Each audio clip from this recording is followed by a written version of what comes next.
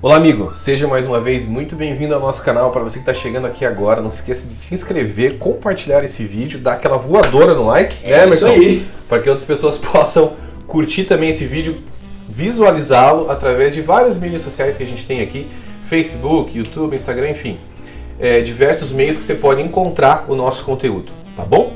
E hoje, gente, a gente tá com um convidado mais do que especial, a gente chama de Rising Star. É aquele cara que tá, é a estrela que tá acendendo em Orlando, né? Sem exagero nenhum, sem exagero nenhum. É nosso amigo Emerson Correia, que vai falar um pouquinho com a gente a respeito de contabilidade. Mas contabilidade, Gleison, realmente? Sim. Por quê? Obviamente é uma parte muito importante para a pessoa que quer morar nos Estados Unidos, quer morar na Flórida, quer investir em algum imóvel por aqui. Obviamente, contabilidade é de suma importância.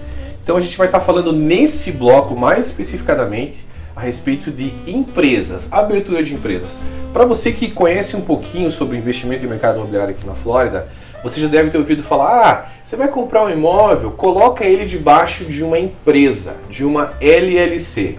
LLC, o que é uma LLC?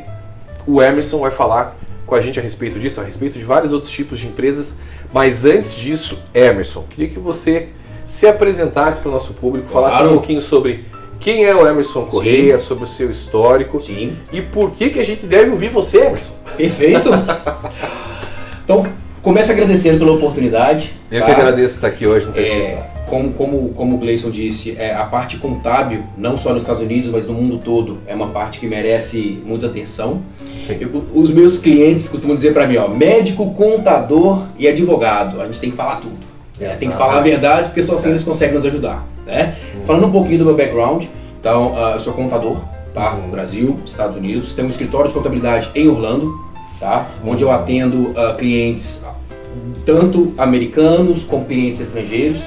Então a nossa carteira de clientes é bem diversificada e hoje nós ajudamos a levar para as pessoas conteúdo de valor. Então a proposta da iConnect, que é a minha empresa onde eu sou CEO, não é apenas fazer uma contabilidade, é levar um conteúdo de valor e fazer com que a contabilidade seja uma ferramenta de gestão na vida das pessoas e das empresas. Então esse é o nosso objetivo e é isso que a gente vem pregando ao longo dos anos. Tá? Perfeito. Emerson, entrando mais no assunto propriamente dito, tá? Sobre abertura de empresas. Vamos lá. Que tipo de empresa, tá? Que o investidor brasileiro ou o residente, enfim, o brasileiro quer se mudar para qualquer investir aqui. Que tipo de empresa que a gente pode falar para ele que existe, que é necessário que ele saiba que existe? Sim. Que é interessante para ele saber a respeito. A gente sabe já sobre a LLC. Ok. Mas existem algumas outras empresas. Fala um pouquinho de cada uma dessas empresas para nós e como que funciona também o processo de abertura dessas empresas. Perfeito. Então hoje nós temos vários modelos societários nos Estados Unidos, mas alguns são mais comuns. Né? Então quando se fala em LLC, o que significa essa tal LLC? Sim. Tá? Em inglês significa Limited Liability Company, que traduzindo é Empresa de Responsabilidade Limitada. Tá? Eu costumo dizer que as LLCs são empresas equiparadas às limitadas no Brasil. Tá? Então seriam empresas de responsabilidade civil limitada. Então esse é um dos modelos. Ou seja, ele não cai fora da empresa, ele permanece, ele não pode atacar o indivíduo. Exatamente. No Brasil, e para muitos seguidores eu tenho certeza que isso acontece, né, na legislação brasileira um pouquinho diferente da americana, existe a despersonificação da pessoa jurídica. Nossa, que palavrão, o que é isso? No Brasil, a responsabilidade da empresa, dependendo do que acontecer, é transferível para a pessoa física dos sócios. Aqui, nos Estados Unidos, não. Então, por isso que a LLC, ela blinda, é limited, é limitado. O que acontece na companhia não chega na pessoa física dos sócios. Emerson, mas em nenhum caso, depende. Caso de dever tributo ou algum ato ilícito, aí sim a gente está falando de uma outra questão, uma outra variável. Sim, né? São detalhes que depois o pessoal pode entrar em contato contigo para saber também. Obviamente a gente está pegando aqui uma visão mais geral sobre esses assuntos. Exatamente.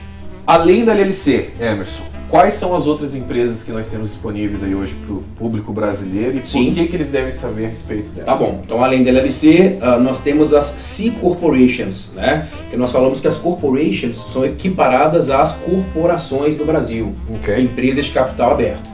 Então, as corporations também oferecem a blindagem patrimonial, assim como a LLC. Ok. Tá? O que é diferente é o modelo tributário, a forma com que tributa-se as corporations. Tá. Tá? E a gente também tem a S-Corp, né? Isso, S-Corp. Então, Tá. S-Corp significa Small Corporations, Small corporation. são pequenas corporações, Sim. que elas societariamente elas são corporações, mas tributariamente são tributadas como LLCs. Então é um pouquinho diferente. Então você abre como se fosse uma corporação, uma pequena corporação, mas tributa-se como LLCs. É uma mistura. É uma mistura. Porém, é um benefício fiscal para o residente fiscal que mora nos Estados Unidos ou a pessoa que possui green card.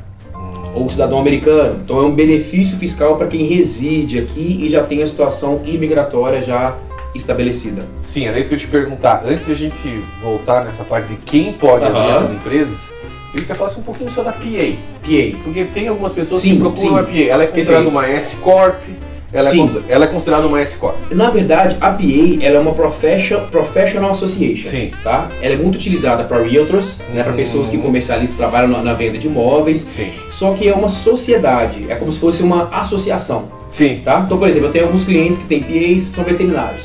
Aham. Então eles se associam para um fim específico. Eu tenho uma PA. Você tem uma PA. É, exatamente. É isso aí. Legal. Tá? Para finalizar, Emerson, e agora também acho que você vai falar um pouquinho, se estender um pouquinho a respeito disso, porque Tá. tem muita coisa envolvida aqui.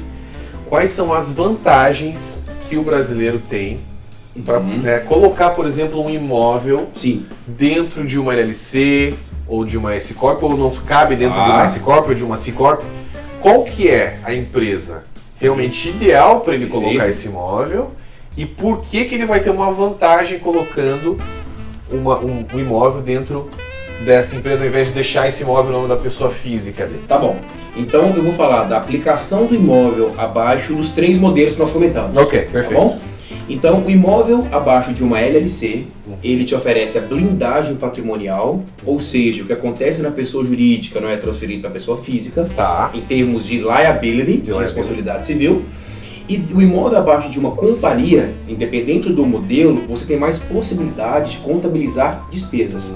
Então eu costumo elencar três fatores importantes, tá? Então vamos lá. Primeiro, dedutíveis.